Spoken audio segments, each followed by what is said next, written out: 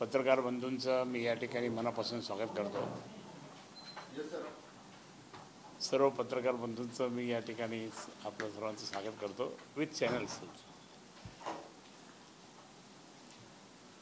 30 तारखेला रविवारी गुढीपाडवाचा सण मोठा आहे आणि त्या गुढीपाडव्याच्या सणाच्या निमित्ताने आपण प्रतिवर्षीप्रमाणे भव्यदिव्य अशी मिरवणूक काढतो आणि ती मिरवणूक त्या ठिकाणी काढत असताना हिंदू नववर्ष स्वागत समिती ती असते। 20 वर्षापासून त्या ठिकाणी आम्ही काढतो दरवर्षी प्रतिवर्षी आणि 20 वर्षात त्या ठिकाणी सर्व पदाधिकारी अध्यक्ष वगैरे त्या ठिकाणी झालेले आहेत आणि महाराज जे आशीर्वाद घेण्यासाठी जे महाराज होते ते सुद्धा त्या ठिकाणी आलेले आहेत। त्या ठिकाणी मी आपल्याला मुद्दाम सांगेन 2006ला त्या ठिकाणी ही स्थापना झाली आणि त्यावेळेस मी स्वतः अध्यक्ष होतो आणि महामंडलेश्वर शांतिगिरी महाराज आले होते। दुसऱ्या वर्षी 2007ला प्रदीप जयस्वाल होते अध्यक्ष आणि परमपूज्य अण्णा महाराजचे सोनीचे ते त्या ठिकाणी आशीर्वचन देण्यासाठी आले होते। 2008ला तनवानी होते, नंतर त्यावेळेस परमपूज्य भास्करगिरी महाराज जे आपले आहेत देवगडचे ते आले होते। 2009ला अनिल भालेरावजी राष्ट्रीय संघाचे ते अध्यक्ष होते आणि महामंडलेश्वर परमानंदजी महाराज भंगचीगड ते आले होते। त्यानंतर 2010ला संजय शिरसाटजी होते आणि हरिभक्तपरायण डॉक्टर श्रीकृष्ण सिन्नरकर महाराज त्यावेळेस आले होते। 2011ला अनिता घोडेले होत्या, नंतर त्यावेळेस महामंडले भागवतानंदजी महाराज होते। 2012ला उल्हास गवळीजी उद्योगपती ते होते आणि महंत रामगिरी महाराज मठाधिपती सरलाबेट ते आले होते। 2013ला कला ओझा महापौर त्यावेळेस होत्या। धर्माचार्य श्री श्री 1008 महामंडलेश्वर दयानंद महाराज शेलगावचे ते आले होते। 2014ला सुहास दाशवते होते, नंतर बालब्रह्मचारी महाराज कायगाव टोक्याचे ते होते। राम भोगलेजी त्या ठिकाणी उद्योगपती ते सुद्धा अध्यक्ष होते। 2015ला महाप्रभूजी हरी चैतन्य महाराज राजस्थानचे ते आशीर्वचन द्यायला आले होते। 2016ला माननीय हरिभाऊजी बागडे साहेब होते। योगेश्वरानंद सद्गुरू श्री मंगलदास महाराज विद्यमान अधिपती चित्रकूट ते होते। त्यानंतर स्मिताताई घोगरे होत्या 2017ला। माई महाराज क्षेत्र आपले अप्पावाडी त्या होत्या त्यावेळेस। नंदकुमार घोडेले होते 2018ला। गुरुवर्य प्रसाद महाराज अंबळनेरकर ते उपस्थित होते। त्याचप्रमाणे 2019ला अंबादास दानवे होते। वेदांताचार्य सिद्धलिंग शिवाचार्य महाराज आले होते। 20 आणि 21ला दोन्ही वर्ष कोरोनामुळे आपली मिरवणूक काढता आली नाही, सगळंच बंद होतं, लॉकडाऊन होतं। 2012ला गोपाळ कुलकर्णी आणि शनी साधिका डॉक्टर विभाश्री दिदीजी होत्या। नंतर 2023ला बंडू ओक होता। नंतर 108 भागवताचार्य श्री गोपाल नंदजी महाराज सुवर्णपालेश्वर संस्थान कन्नड हे होते। ॲडव्होकेट आशुतोष डंग 2024ला होते।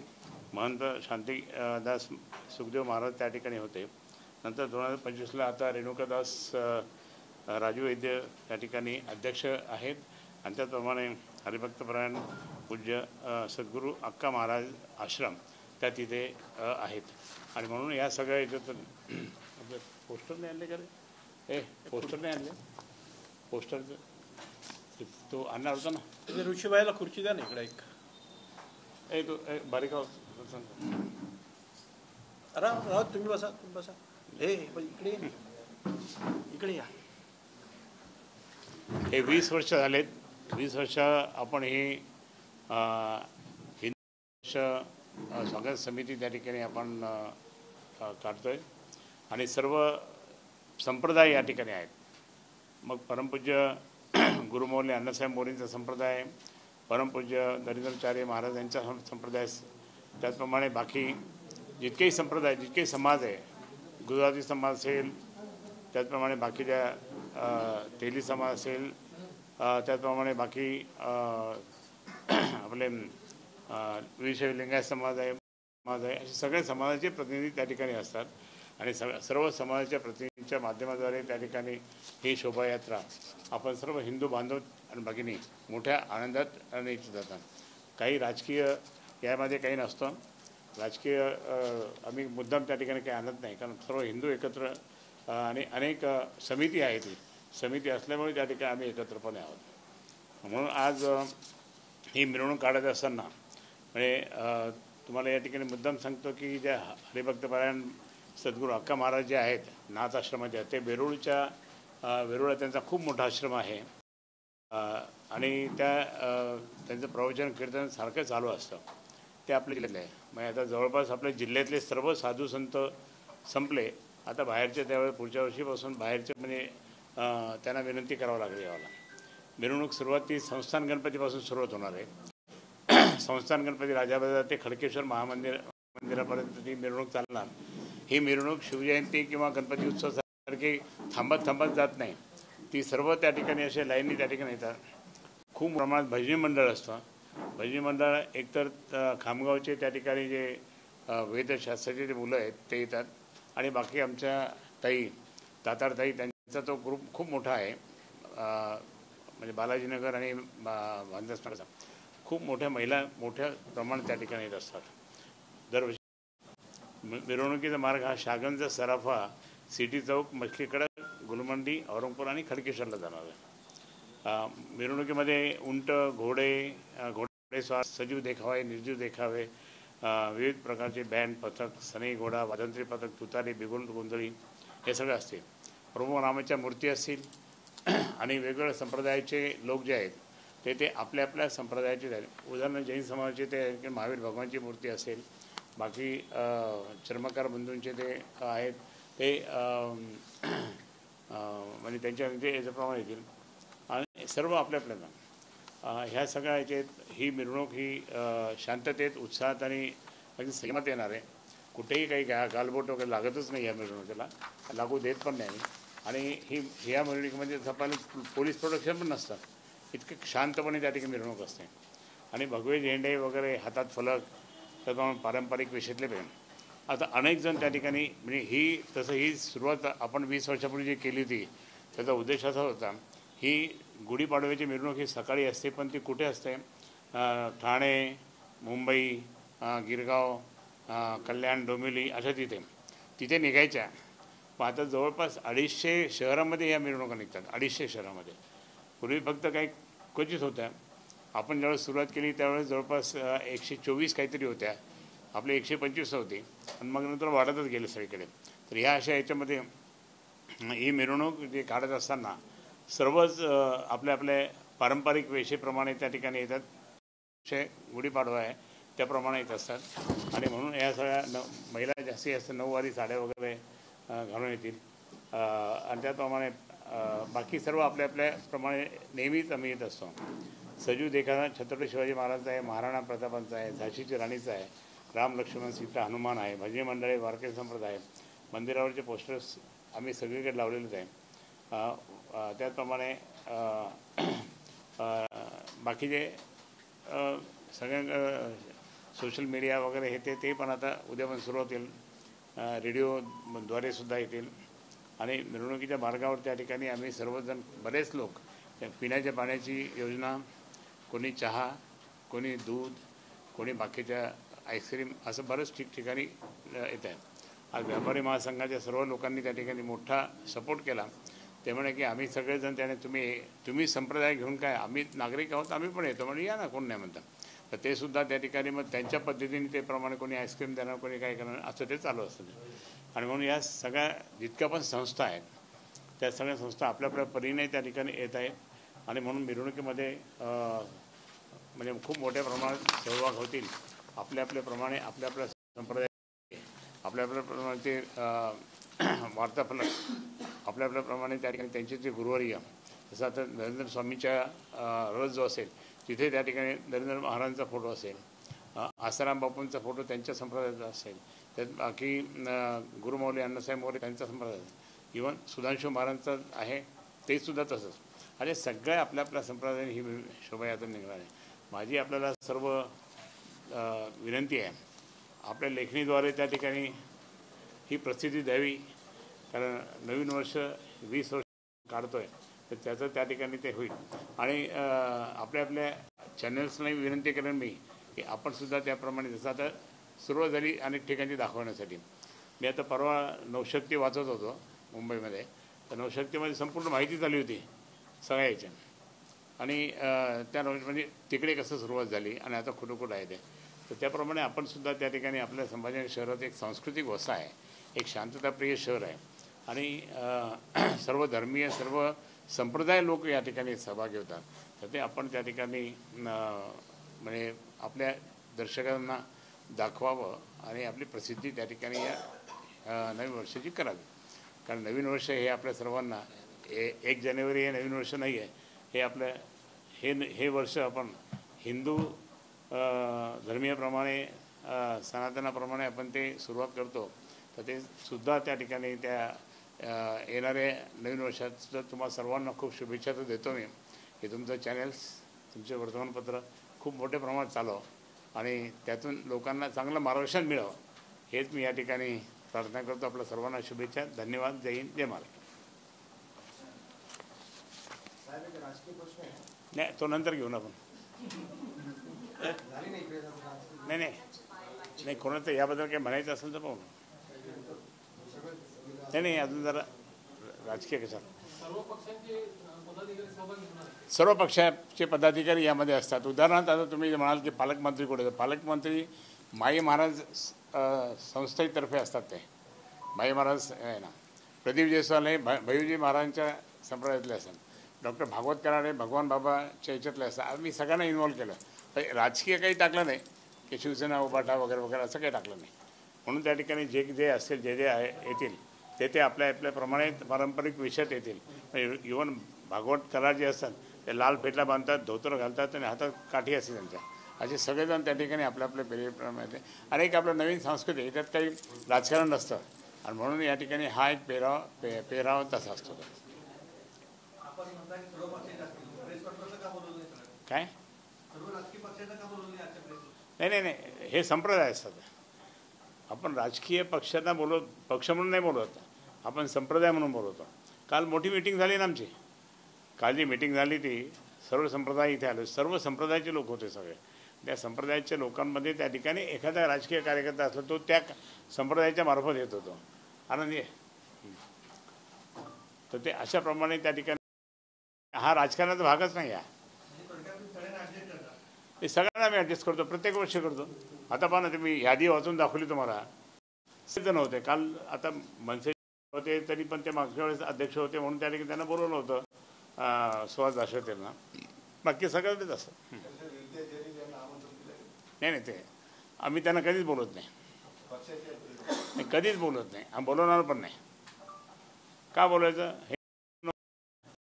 हिंदू नववर्ष असल्यामुळे तर आम्ही सर्व हिंदू बांधव त्या ठिकाणी असं खूपच काही कोणाला बोलायचं राजकीय शहाणपणा करायचं ते काही गरज नाही. अशा लोक बोलत होते.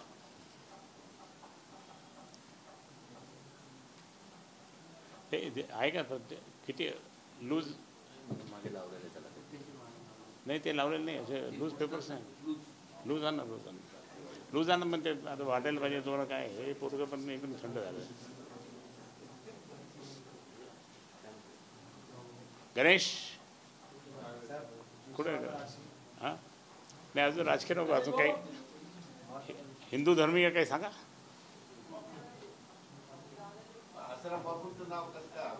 आसाराम बापूंचा संप्रदाय हा संपलेला नाही आहे. तुम्हाला सांगतो, आसाराम बापूंचा संप्रदाय संपूर्ण देशात आजही त्याचप्रमाणे त्यांचे पूजा अर्चा सत्संग चालू असतं. आपल्या इथे सगळ्यात मोठा समाज येतो म्हणजे. आणि आसाराम बापूंचं ठीक आहे, जे त्यांच्यावर काही आरोप टाकले असं काही टाकलं, पण एकही माणूस एकही महिला एकही पुरुष त्या ठिकाणी गेलेला नाही. त्यांच्याबरोबर आहे ते. हे मी स्वतः नेहमी तिकडं आरतीला जात असतो, मी पाहतो. आणि प्रामाणिकपणे त्या ठिकाणी ते काम त्यांचं हिंदू धर्मियाच्या बाबतीत चालू असतं. मी दिल्लीला त्या ठिकाणी असताना ज्यावेळेस आसाराम बापूंना अटक झाली होती किंवा खूप जल्लोष झाला होता, गोंधळ झाला होता, त्यावेळेस मी स्वतः सपोर्ट करायला गेलो होतो मी. तर माझ्याबरोबर अनेक हिंदुत्ववादी बरोबर होते दिल्लीतले, आणि आम्ही त्या ठिकाणी सपोर्ट केला होता. मी लोकसभेत बोललो होतो. त्यामुळे आसाराम बापूंचा असं धरून जर त्यांच्यावर हा आरोप आला असेल तर मग बाकीचे जे काही त्यांच्याबरोबर शिष्य वगैरे आहे. नाही ते आता ते नाही अजून गुन्हेगार म्हणून ते सिद्ध झाले नाही.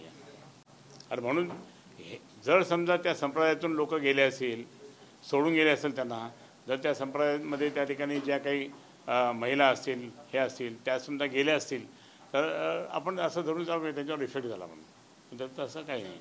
आता हिंदू धर्माचा विषयच आहे. औरंगाबादच्या कबरीला फार मोठ्या प्रमाणात हिंदुत्ववादी संघटना विरोध करतात, त्यासाठी आंदोलनं झाली. तुमच्या आवडीचाच विषय, तुम्ही चांगलं उत्तर द्याल असं वाटतं.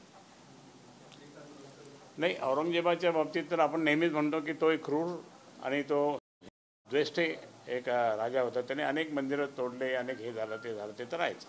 आणि म्हणून आम्ही कधीही त्या ठिकाणी मी आजपर्यंत त्या कबरीकडे गेलो नाही.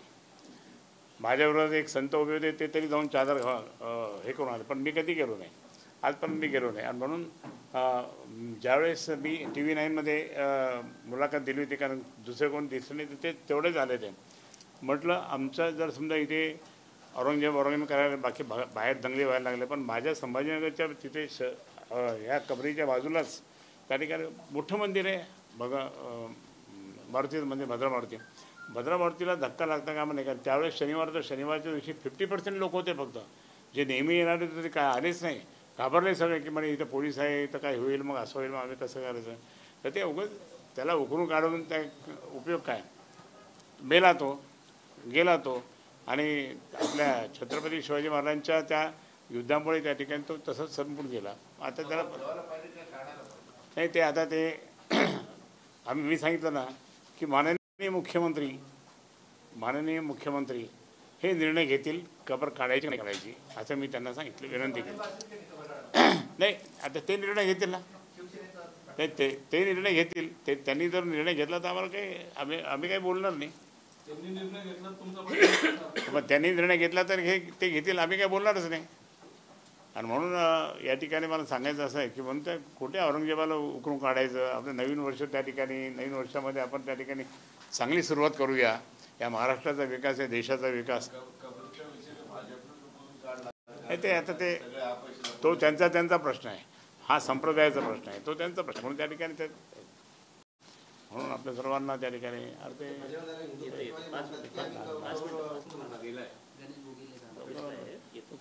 आरामशीर होतो. पण नाही, अजून पॉलिटिकल नाही झालं सगळं. नाही, पण बोलत होतो.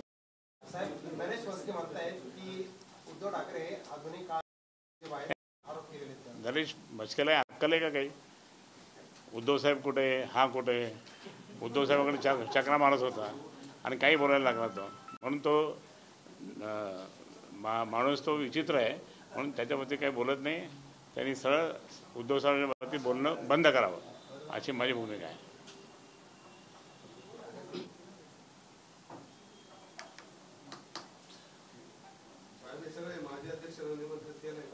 सगळ्यांना सांगा, सगळे येणार,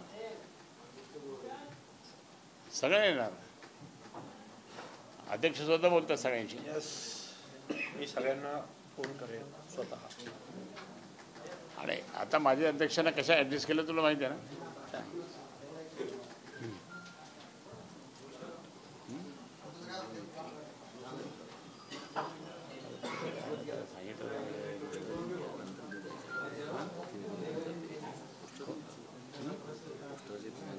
ते पोस्टर आणले का? दे ना पोस्टर.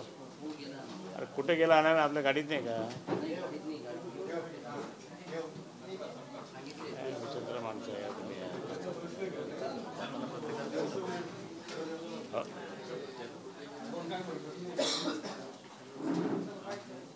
झालं का? बोल ना, काय बोल. चला, सगळ्यांचे आभार, धन्यवाद. हे थांबत आहे.